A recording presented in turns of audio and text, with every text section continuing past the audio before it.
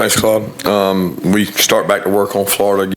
Finished up last week, getting to work on them primarily on Thursday, and start back today. And excited to get the players back out there, get going. It's probably good for them to get a little time away and a little R&R, rest and relaxation for Friday and Saturday, and then Sunday they came back. So our guys needed that break, and I know they're eager to get back. A lot of them have been in here today and ready to go back to work on these guys. I think Coach Mullen's done a tremendous job with his team. Obviously, they've got talent all over the field. They got a lot of fast, athletic players, probably the best overall receiving core we've gone against, top to bottom. Some talented players there. A really active defensive front. You know, Ty's doing a good job causing negative plays and sacks. They're very athletic up front and playing really good football right now. They've gotten better. You can see how they've gotten with each game. They play with more confidence, and they're playing really good right now. So we're prepared for a big battle down in Jacksonville. Raise your hand if you have questions. Kirby, when you talk about that defensive front with Polite and Zuniga and Joseph and those guys, how challenging is that going to be for you guys to stop them, and how will you have to mix it up as far as protections? Well, I think they do a good job. They're extremely athletic. They're quick. They've caused problems for everybody they've played with their athleticism. They're hard to block. They stay active. Even when you block them, they get in on plays. They're really super active, along with C.C. Jefferson, he's been there forever. They're just active football players. They're very disruptive. I think key to stopping those guys is being able to block them. You know, you can't put two people on all of them. You got to try to block those guys and get hands on them and be physical at the point of attack. But they do a good job of changing stunts in front, stemming things, and really effective, especially third down. Coach, can you update us on Swift, Marshall, Cleveland, some of the other guys? Yeah, Swift's fine. He should be practicing today. Got a lot of rehab over the weekend. Should be good to go. Ben will still be out. Don't know when we're getting Ben back. Hopeful. He's doing more running. He's been more active. We'll find out more during the week, but we don't think he's going to be able to play in this game, and then Dave is still out.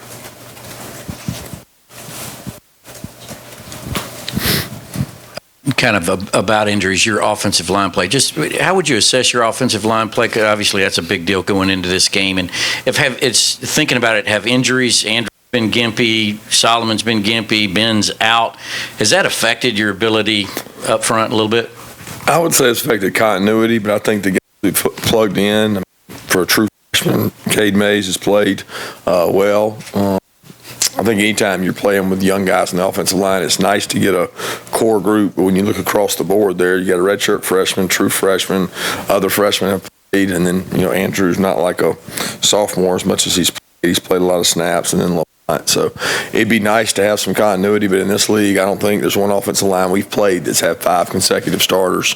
It's just the way of the league. It's the same way on the offensive line and the defensive line. You got to have the next man up mentality, and that's kind of the way we've approached it. And Solly has been dinged up. Andrew's been dinged up. For the most part, those guys are back healthy.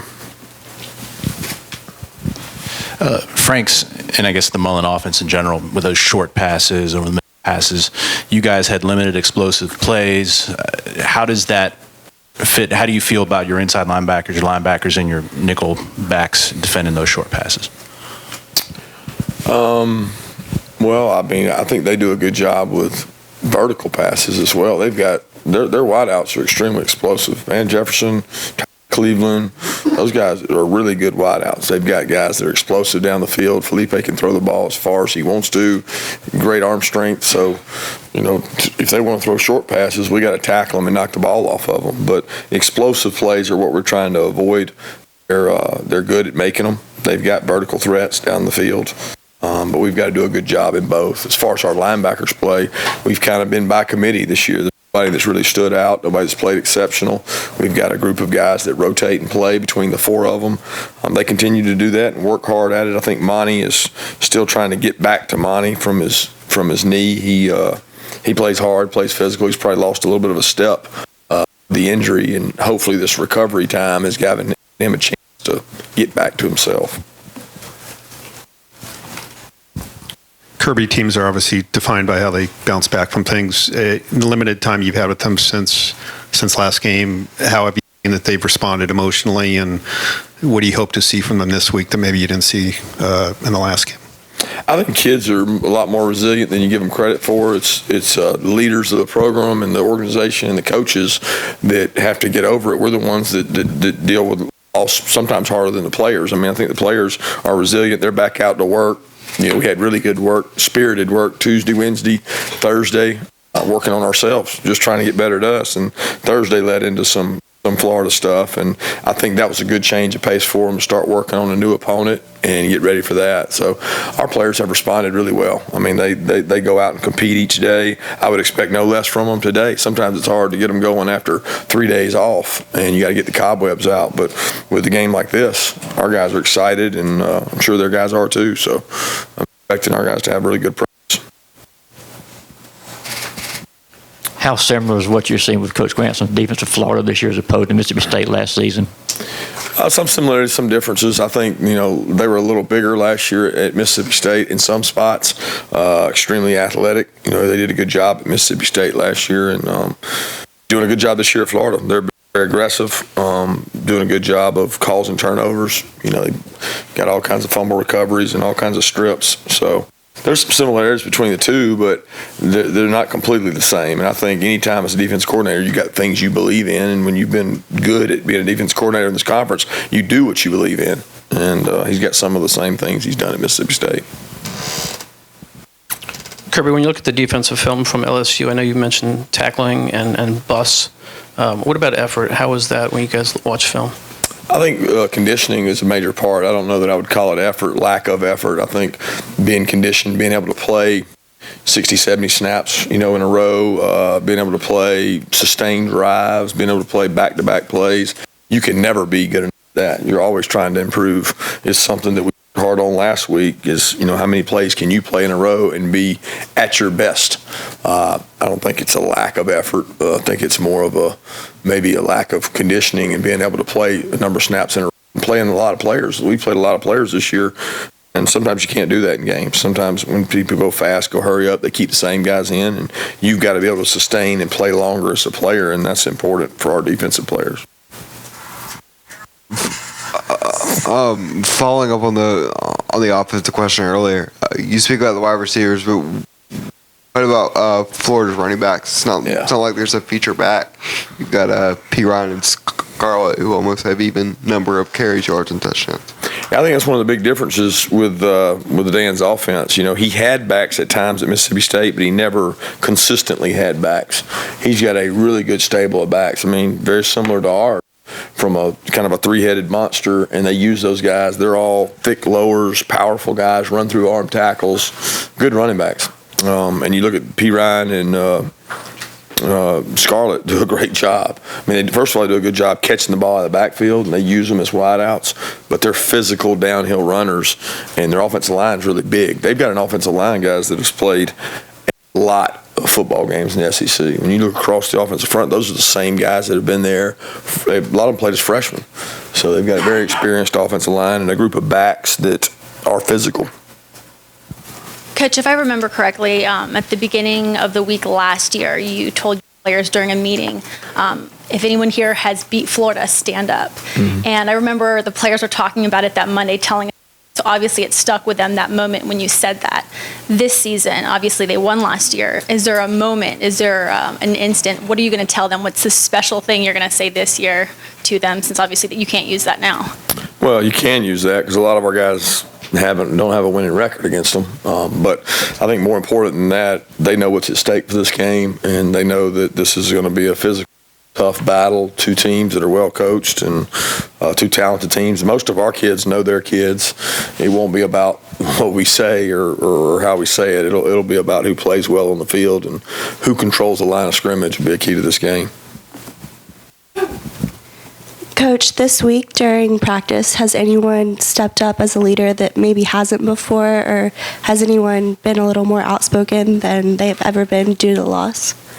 No, I don't think so. I don't think you hit a panic button when you do that, and a lot of times you get front runners and things like that. Our guys understand, they know technically what we didn't do well, and they say, okay, when you don't do something well, how do you get better at it, you go to work on it. It's not waving a magic wand or some guy giving a speech in the locker room. It's really just work. And we tried to get that done last week, being really physical, doing a lot of thud and a lot of tackle where our guys could get better. And that's what we got to do. That's what we got to work. We got to work on us, and we were able to work a lot of that. And now it goes to working on Florida specifically, who has a really good football team.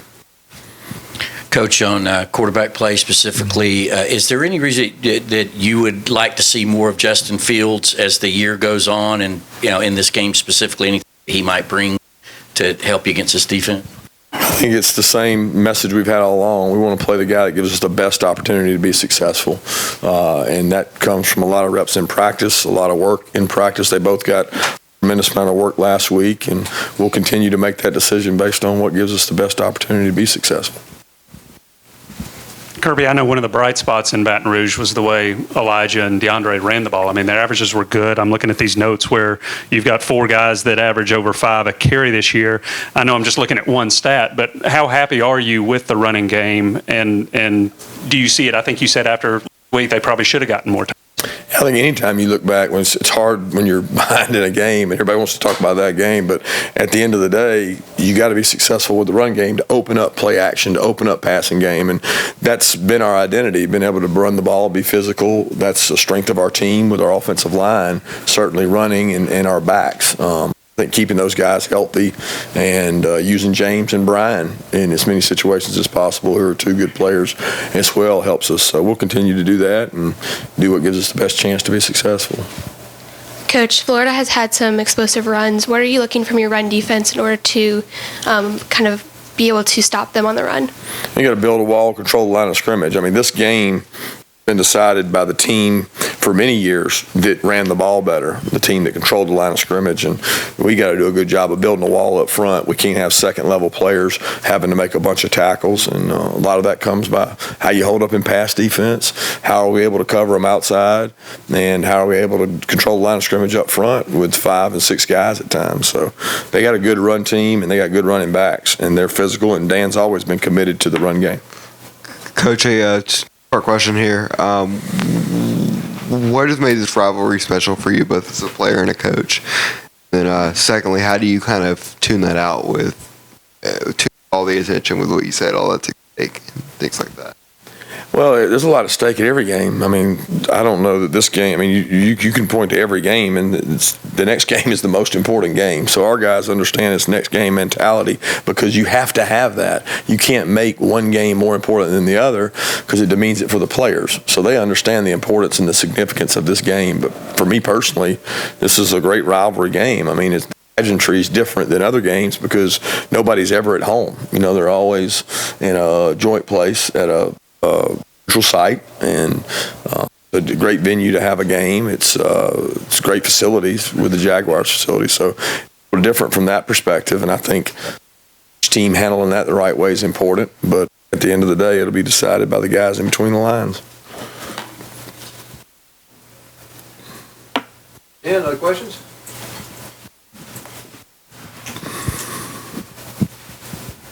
Where did you feel like your team made the most strides during the bye week? I don't know if we'll know that. I mean, we worked hard at stopping the run up front, controlling the line of scrimmage, tackling, a lot of pass pro offensively. We tried to work really hard on special teams, you know, directional kicking, a lot of things that we got to improve on. Those are all really critical. But I don't know if you honestly know that until you get out there and play another game, because you can only see so much in practice. I certainly hope the work we put in pays dividends in the areas that we focused on.